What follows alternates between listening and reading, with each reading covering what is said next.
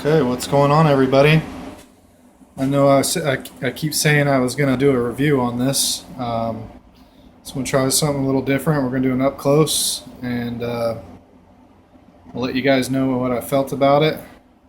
But I'd like to give a shout out to Geekvape for selecting me in the contest that I entered. It was winner's choice of any Geekvape product, and honestly, I really liked the looks of this and decided to go with the Tsunami mech kit. This is actually the Tsunami mech kit, which is the Tsunami Pro RDA and the new Black Ring Plus mechanical mod. Let's go ahead and take a look at it. So this is the packaging that it came in, with all the goodie information, basic information, your little scratch authenticity code. I still get a kick out of this. But this is how it'll come retail.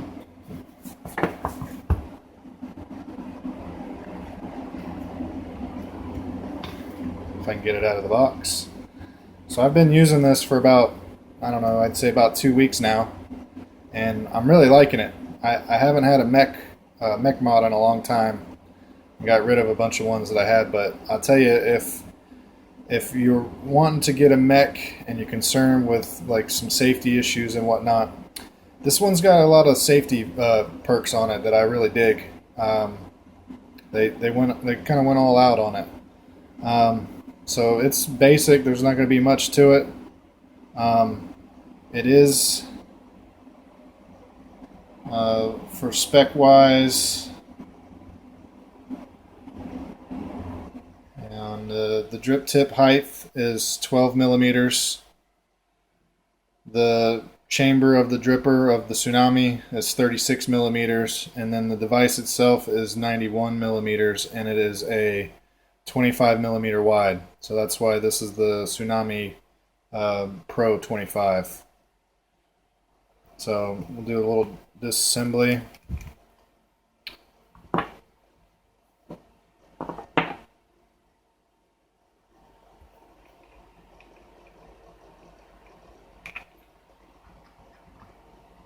So one of the things I really liked about this, well, there's a bunch of things, but anyway, the sleeve comes off, and they have 4 different ones that you can change out to, you know, whatever you want. I haven't seen where you can buy those yet, but there's 4 different versions of this. There's the brass one, which is this one.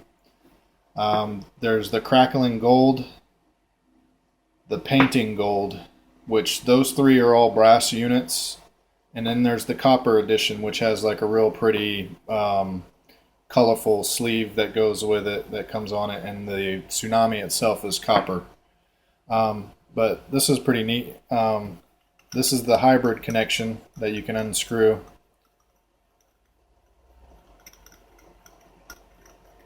And if you look, the top of the cap actually has Delrin in it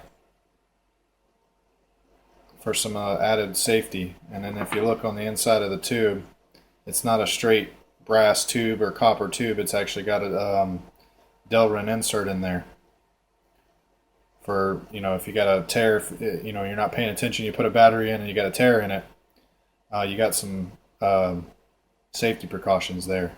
And if you look too, this also helps prevent with battery rattling, but you have this little Delrin insulator here too for where the switch is.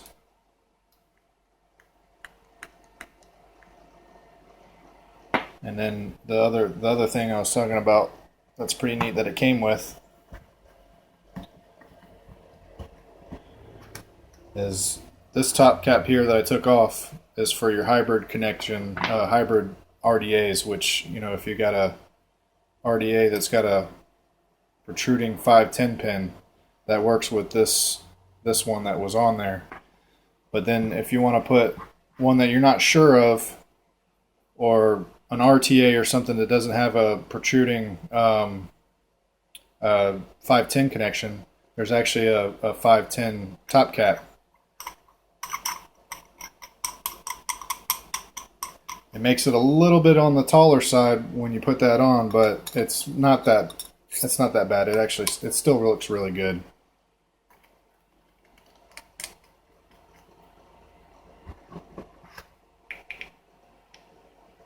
And then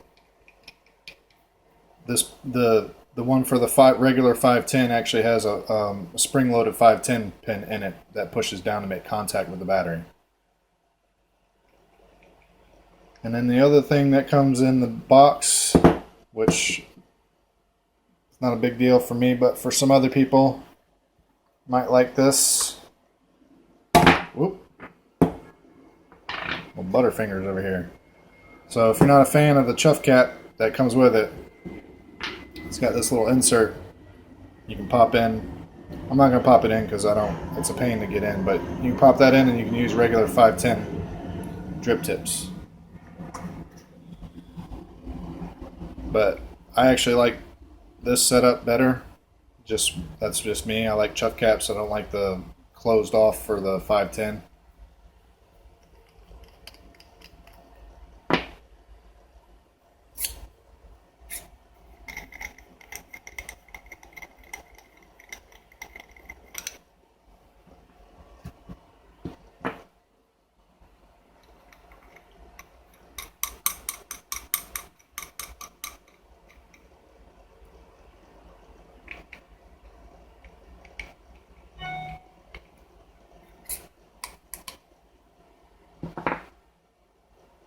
And the way I've been doing this, because it's got the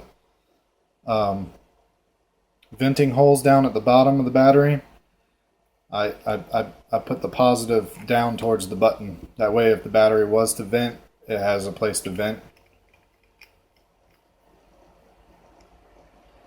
And that's pretty much it. I've enjoyed it quite a bit. Now I'll tell you this, the button has a sweet spot. And I've gotten to where I know where it's at. So it all depends on where I hold my finger, but I can get something. See, let's have a vape real quick.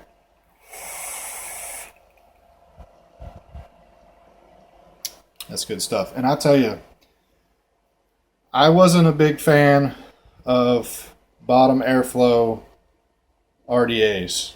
Ever since the Freak Show from Wotofo, yeah.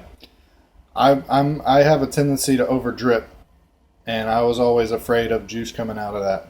Now I've only over dripped maybe 2 times since I've had this, and that was both times I was dripping in the dark, somewhat dark, to where I couldn't see what I was doing on the inside. And that's the only time. But I got to tell you, the flavor on this thing is phenomenal. I'm putting it up there on top for my favorite so far. I'll give you a look at the deck.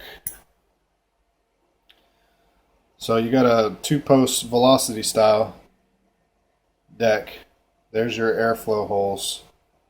And what I've done is I've positioned my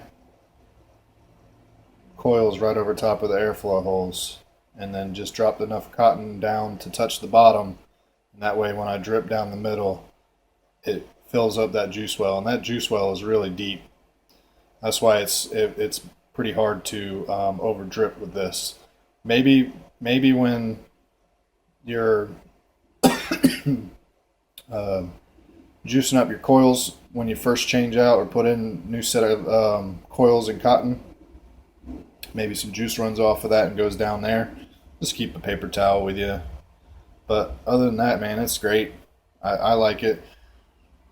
Now, the reason why I wanted to wait at least a week or two to figure things out with this, when I first got it, I put a fresh set of batteries in it, and I had just regular builds on it, just little simple coil, round coils, and I just didn't feel like I was getting the right.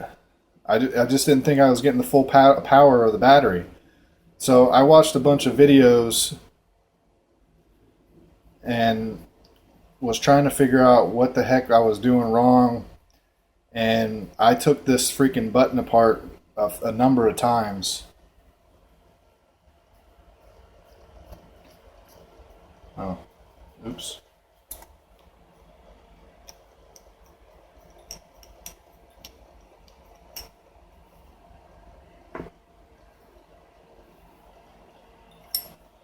Hang on a second. And I took it apart. I cleaned it. I watched a couple other reviewers' videos, and then I don't know, just out of the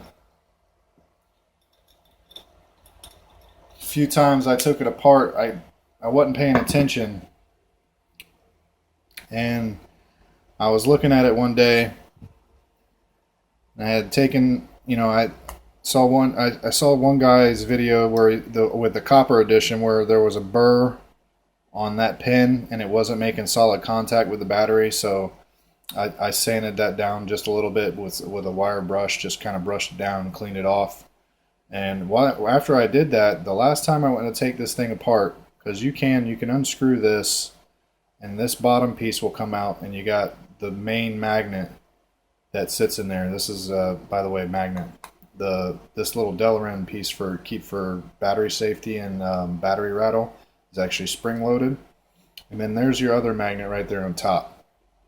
So yeah, see, if I push the button, you can see that contact doesn't come up straight every time, but that's, I don't know. But my problem was was this piece right here. I took it off and I noticed that gap. I was like, you gotta be kidding me. So I tightened it up, and it's been hitting hard as a, well, I'm not gonna say it, but it's been hitting hard as a truck ever since I did that. And that's pretty much all I got for you guys. I just wanted to get my 2 cents in. I've never done a review before, so this is the first time. So let's see if it'll let me. Nope. Well, that's it.